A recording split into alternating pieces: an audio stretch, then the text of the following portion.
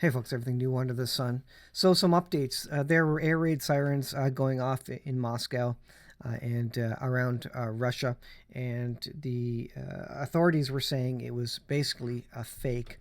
There's some videos here. I'll see if I can play a couple of them. This is an apparent attack, drone attack on an oil depot. It says the attack was successful and is now on fire 450 kilometers from the nearest Ukrainian held position. The Russians must be getting nervous. So there was a long distance attack here. There was an image this is a Zero Hedge article.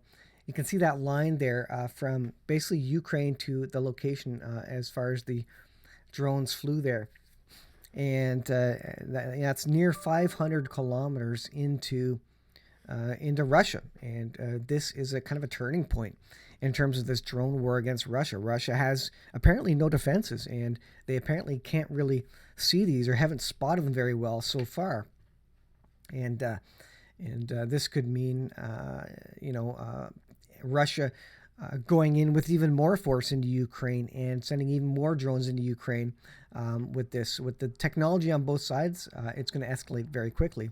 So again, this is Russia. This is War News 247.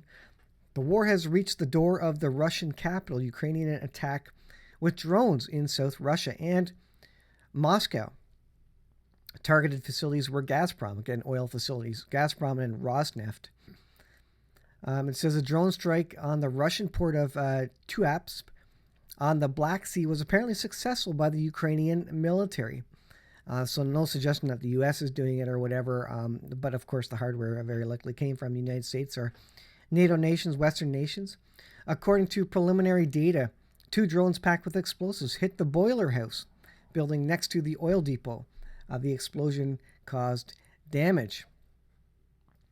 Let's see, I think there's some images here and a video. There you can see explosions, UAV attack. So you can hear kind of the audio there, setting off car alarms. And then this image of the impact site, apparently of the oil facility there. Just everything's destroyed there. You can hear some of the sirens going off. And again, there were clips of actual air raids on Twitter. Let me see if I can play this here. Yeah, it's going to open up Twitter. Okay, fair enough. Let's go ahead and try this here.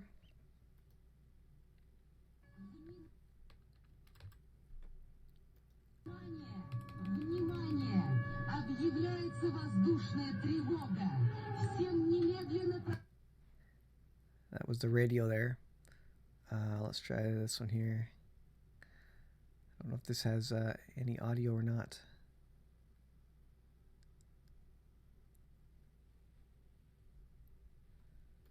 No, I thought this one had some audio there.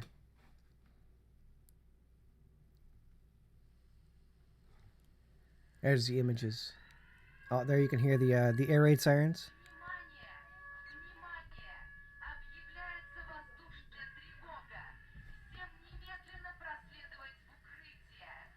And of course, the images on screen. So this is effectively the emergency alert system in Russia, hitting people's cell phones, hitting TVs apparently, and audio as well.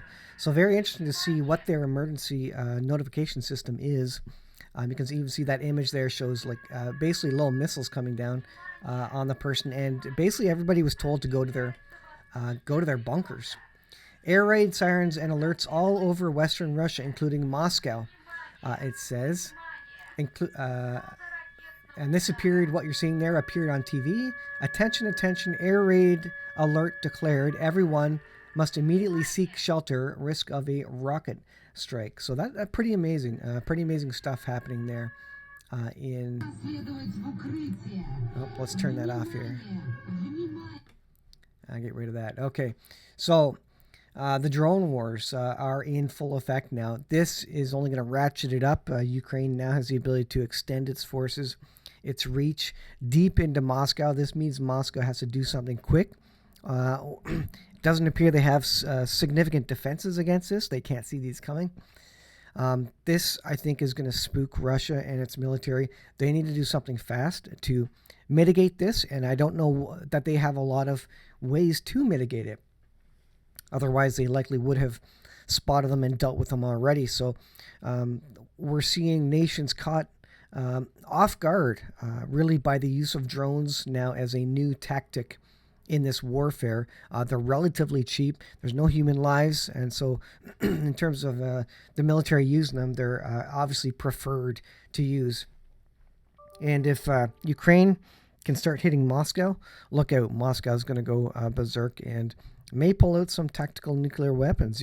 You got to say, what is the red line? And the red line by Russia themselves was attacks inside Russia on Russian soil, and now we have it. Ukraine, and there had been already attacks on Russian soil, but now these are really more overt attacks, known as Ukrainian launched UAVs on Russian soil. And again, this is going to pull out the big guns by Russia, unless Russia has some way to defend against it and limit it, and then keep doing what they're doing. They're going to come down hard, very, very hard on this, and probably any people who are providing this as well. Here's another video. You can see the explosion. These are that was loud. These are basically kamikaze drones, loaded with explosives. Here's another video here. So this is Telegram. Let's shut that off there. Too many screens open. Quiet that down. Let's go into this one. Here you can see pictures of what appear to be, I guess, a drone. UAVs, wreckage of 3 UAVs found in Belgorod. One of them flew into an apartment. You can see in this image there an actual video of apparently this drone. It seems like a smaller drone, not the one used on the oil facilities. But they're, the tweet below it says they're basically using toys.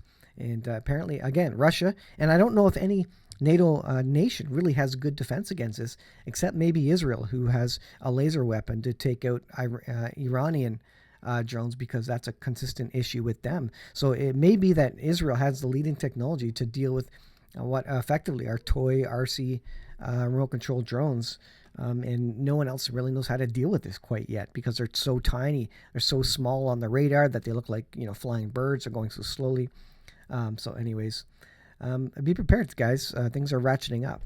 Thanks for watching. I'll see you in the next video.